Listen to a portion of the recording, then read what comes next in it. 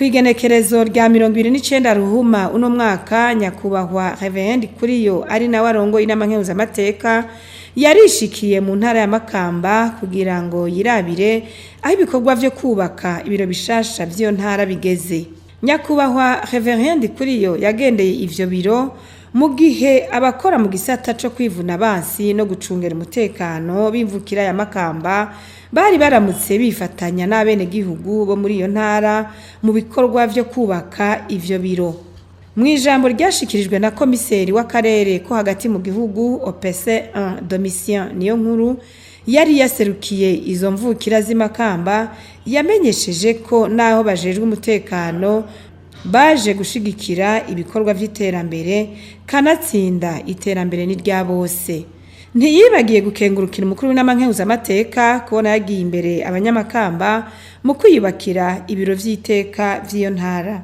Rero murumva yuko tutoreka ari umugambi w'intara yacu ko tutoreka kuza gushigikira tugashigikiza ibikorwa mbere bikunze n'uburyo tuvuye ngaha tuja gutera ibiti aho onye gukingira ibidukikije navyo naho turi mu nzego z'umutekano biraturaba kuko nivyo biti turabikenera.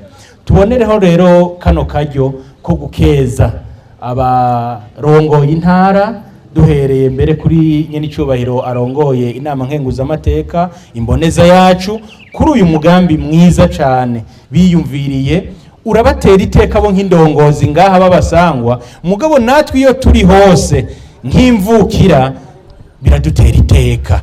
Nyakubahwa Reverend Kuriyo nawe asanzwe ari n'imvukira yo ntara ya Makamba yarashimiye abo bashitsi baje kwifatanya n'abanyamakamba mu bikorwa vyo kubaka ibiro vya kijambere vy'iyo ntara n'abandi bose bafashije muri ivyo bikorwa. Yaciye ahamagarira abene gihugu guhurira ku bikorwa no gukingira ibidukikije. Tugomba rero dushimike icyumviro mwagize kandi nk'uko nyakubahwa Matare yavuze igihe twagira kino cyumviro twavuze tuti tonderaho duzohora duhurira kuko burya mudahurira ku gikorwa ntimuronka n'ingene muhura none muvuga ko mugiye atani gikorwa mufise. Urumva rero ni vyiza turashima n'indi migwi abanyamakamba mu gisagara cyabo bakorera mu zindi ntara nabo nyene barabaza baba civile namwe mukaba muje muri abapolisi n'abasirikare niteka. Intumbero nyamukuru y'igi nyubako nuko intara igira ahantu ikorera kandi izoba ari intara ya mbere ifise inyubako nkiyi.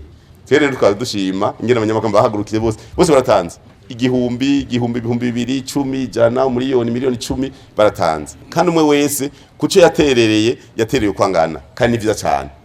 Dushime rero dushimira nyinshi bari mukuru w'igihugu yadutereye ibintu byinshi n'amabati yarazanye isima yigwiraza. Dushimire mugambo uri ku butegetsi ku nivo yose bagira gutanga imifuka 200 ku nivo yose. Dushimire umugambo w'iprona waraterereye. Dushimire abantu bose bagiye barashika ngaha baduterera ni ibintu vyiza cyane. Uri ku gikorwa baragufasha muce mubandanya ibidukikije. Murazi yuko mu bushikiranganje bukubona abansi n'umutekano murazi ewe Burundi urambaye n'umugambi abasodana n'abapolisi nabo nyene batezofata ya mbere. Turazi mupaka yose ngeratewe ibiti hariya za mu cankuzo ahantu hose hariya mu za Kayanza hose. Umwumva rero ugomba ikintu kinyaruka atuma sodana n'abapolisi kuko babwiye uti nimugende uko ubabwiye niko bagenda. Uvuze ko tekata barakata mugabo civile umubwiye uti genda uko acagenda ino.